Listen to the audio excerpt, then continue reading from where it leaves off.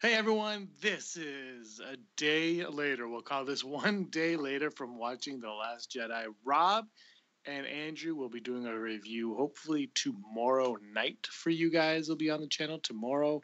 Andrew has not seen it yet, so Rob has. Rob, very quickly, 3 sentences. Your thoughts on the movie. I got to put you on the spot. We weren't supposed to talk about it, but everyone wants to know. Did you like it? 3 sentences. Okay. That's 1 sentence. And then the next 2 sentences will be no comment and no comment. That's what I'll say. We got to wait till tomorrow. Now. And you're so against doing the review tomorrow because you do feel like you need to see it one more time. You're not alone in that feeling. But the reason you're going to do those is first impressions are important. Mm-hmm. Yeah. We're going to go back. We are going to do our ranking Star Wars. That's going to air January 1st. And we are also going to do, in the new year, we're going to have a round table on The Last Jedi. After it's been out for about a month, we're going to do a whole round table. We'll talk about it. We will let we'll let the dust settle and whatnot. Today, though, we're going to talk about a few things. Mostly, we will keep it to Battlefront 2 Resurrection. Because the word going into this DLC came out on the 13th. We both got it. You beat it. You finished these levels on the 13th. I finished on the next day I kind of finished on the 13th. It's very short. It's very short. Yeah. Okay. So you finished it before me. You had some comments on it. Talk to me about that. Like what your overall thoughts were of it. Well, I mean, it was literally just a resolution towards what it was, right? Because obviously the regular campaign ends on a cliffhanger, and now literally the campaign ended, and everybody started commenting and wondering, oh, Del and Aiden are now Rey's parents and all that type of stuff. When literally this expansion starts off, like Resurrection starts off, where it's just Aiden and her daughter right there, just right away throwing that out. So yeah, I just thought it's kind of funny, and considering that Last Jedi, no spoilers, does a few things that are like that too, where it's just like, hey, you got fan theories, out the window. And yeah, they waste no time telling you who Aiden and Del's daughter is. And it was just like we talked about this like a month ago when we got or a few weeks ago when we did the DLC, when we did the Battlefront 2 High Ground itself. Yeah. We spoke about this. We said their daughter is most likely just going to play a factor in the upcoming levels. Now,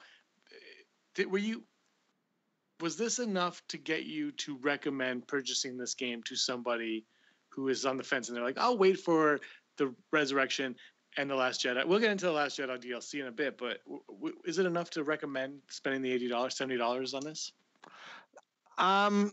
Not really. If you're somebody that was planning on playing this for the campaign, I mean, the campaign was short in the regular edition of this game, and this doesn't expand it all that much. So you're still not getting that much campaign. You're still getting what would have been 4 to 5 hours at the beginning. Now you're getting maybe 5.5 of gameplay time. Yeah, so it doesn't add all that much to it. Sorry, you told me it took you about an hour to complete. Yeah, and that was me.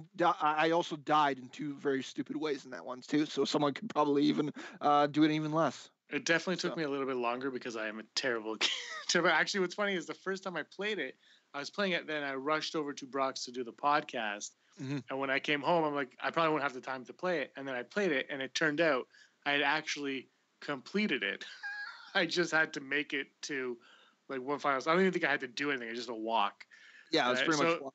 Yeah, so it took me a little bit longer than you, obviously, and I was on easy, of course. I like the story, though. I like where they're going. I like the new character, Zay. I was pretty okay with... I mean, she's basically Iden Versio, but born on the Resistance side. Yeah. So I was kind of into that. I like that Iden Versio never... I would like to see a story about Iden Versio now in between the ending of Battlefront 2 campaign and the Kylo Ren scene, like in between those 2 scenes. Mm-hmm. I would like to see why she never joined the Resistance. What was it about it that made her decide not to do that? I think that is a fascinating story worth exploring.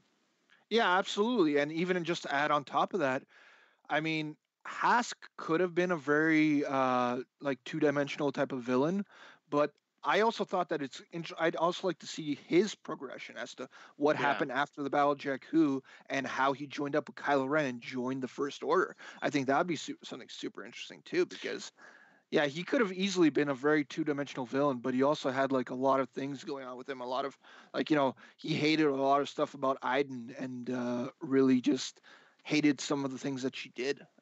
Like you really got an idea that he really felt that she betrayed him and not the other way around in this. Yeah, well, actually, but that's kind of how his perspective is when you play the game, right? It's like she is abandoning the First Order. That's what I liked about it, or not the First Order, the Empire. Yeah. That's what I liked about it. Now, the thing with this game is we're doing obviously how does this tie into the Last Jedi? And the thing is, so when I didn't beat the game, we spoke on the phone, and you said, and I said let's do a video tomorrow before the Last Jedi. And you said no, we have to wait and do the video after the Last Jedi. Talk about that a little bit. Let's talk about why we had to wait for the Last Jedi, and then we'll talk about why we actually didn't have to wait for the Last Jedi. Yeah, so I didn't rewatch the last cinematic again the second time, but more or less this game ends and it kind of like builds up to something else, right? So it's like, hey, this part of the story's over because we're going to talk some spoilers here, right? Like we can mention what's going on Nobody here, right? cares. So nobody bought this game but us. Right. So the campaign ends with the death of Iden Versio and both Hask. So that storyline gets resolved, and then her daughter kind of joins up the resistance with General Leia. And right off the bat, General Leia basically gives her her and Shriv a task, and it was to more or less go out and save some companions or pull in some companions out in the Outer Rim. Right. So right when I saw that ending, I kind of thought for a second, wait a second, is this going to be playing into the Last Jedi in some type of way where these people that they're going to have to go and get are going to have some type of thing to play in the Last Jedi, or it could even be characters that we knew from Last Jedi. I didn't know at that point because again, Last Jedi had not. Yeah, no one had seen the Last Jedi yet. So I was kind of thinking that maybe like I don't remember where Crate is, but I almost thought that maybe Crate was going to be where she was going, and that there's even a part of the movie where that could have happened, where people could have gone to Crate, other people could have gone to Crate in Last Jedi. But again, no spoilers in there. I'm just mentioning that part of it. So I kind of thought that that's how it was going to tie in, but it turned out it didn't. Yeah, what was frustrating to me was not frustrating. It's just I really enjoyed this story, and you can tell that the writers knew this new universe, the new Star Wars universe. They understood it very well, and it was very respectful to everything, and it tied in. It had cool ties in. We've said it before. The detail is phenomenal, not just graphic-wise, but the story-wise. Like the things that tie into with the books that we've read and whatnot it's fantastic. The problem I had was this takes place in Return of the Jedi, after Return of the Jedi, Battle of Jakku.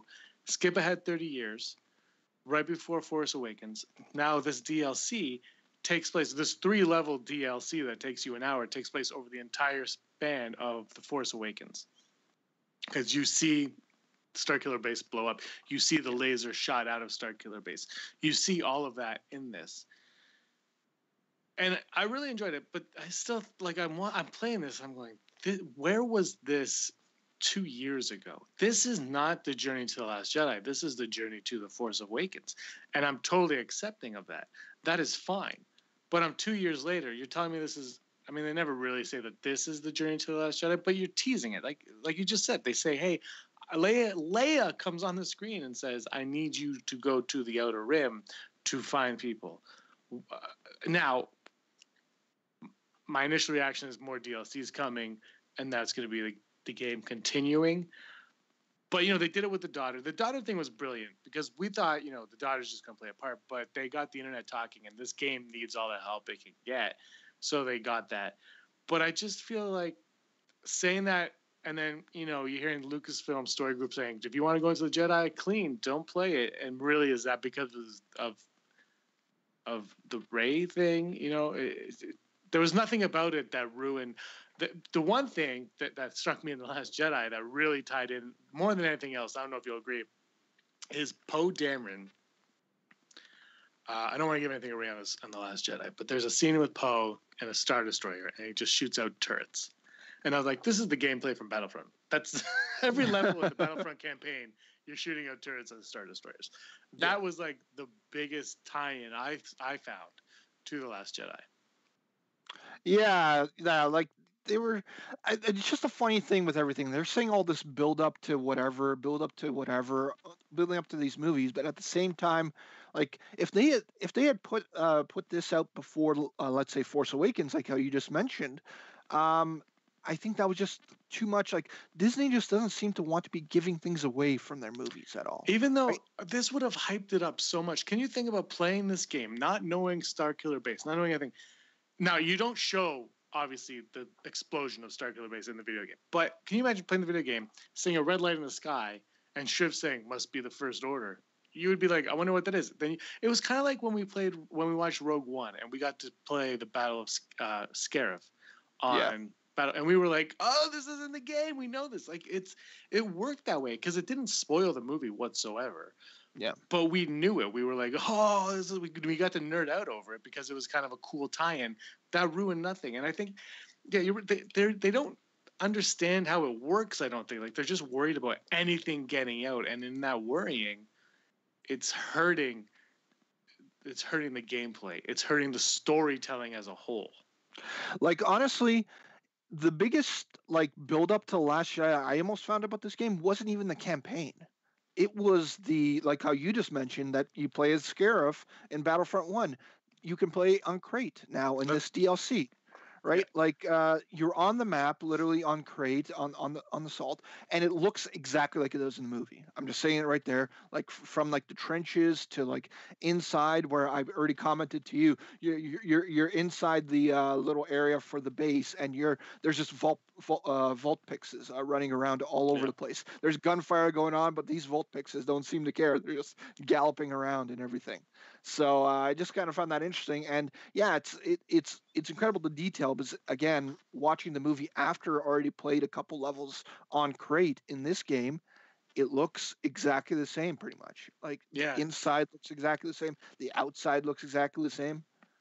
They completely nailed it, and they waited until a day before the movie came out to let you play it because they didn't want to spoil something that we already saw in the trailer. I'm not quite sure, but it was cool because you see the vault packs, the crystal critters, I will call them as, but you see them and you understand this world. So when you're watching the movie, you're like, oh yeah, that's cool. So they do things like that well.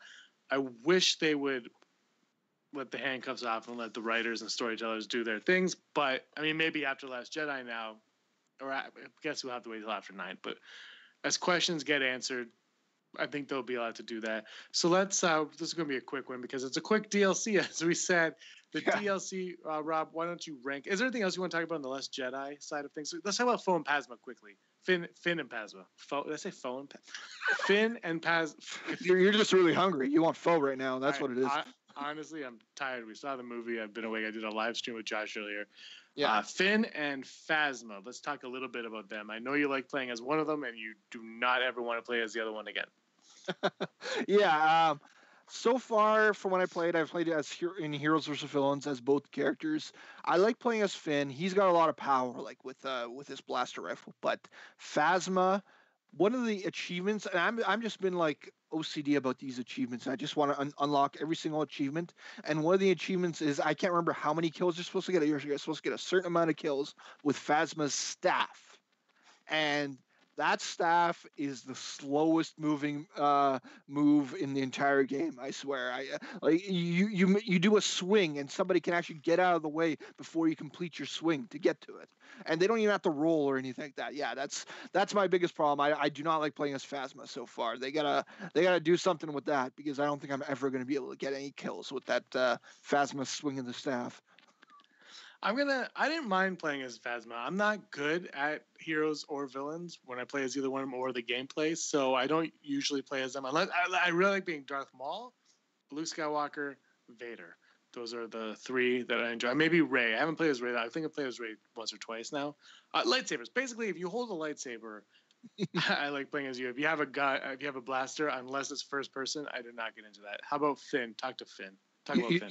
You didn't mention this guy, by the way. I only played as him once, so I can't really give a full. You know what? I will. You said he gets injured quickly. That might be the case. I suck, so it doesn't really matter to me. He's not as quick as I thought he would be, or as powerful as I thought he would be. I would prefer to be Luke, and I would prefer to be Maul or Vader. Yeah. Hooray. But yeah, Finn was good. I like playing as Finn. He's again got some powers. I still got to figure out how to do certain things, but I just found it funny that one of his moves is literally called Big Deal. So Big deal. yeah. So yeah, I like playing as Finn. Finn's pretty good. Yeah. So anyway, guys, that is our review of the Battlefront 2 Resurrection DLC. It does not tie in totally to The Last Jedi. There are a few things here and there, obviously, in The Last Jedi map and the characters. Obviously, you will get a better appreciate them when you watch the movie, but as a whole, the story doesn't really matter for the other one. But maybe it will. Maybe it will. But I doubt it. I think what they're doing is when they go off, it's just more DLCs coming our way. Yeah, DLC or maybe even like a book or something. Who knows, right? Or a book, Battlefront 3 Inferno Squad Resistance style, where they go and get the chest from the Outer Rim. Sounds like a mouthful. Right. Rob, thanks a lot for joining me here. We got to go watch The Last Jedi one more time. Guys, as always, may the force of others be with you. Go Shriv! Hey scumbags, thanks for watching. Don't forget to give us a thumbs up on our video. As always, please subscribe to our YouTube channel, Rebel Scum Podcast, for all the latest videos.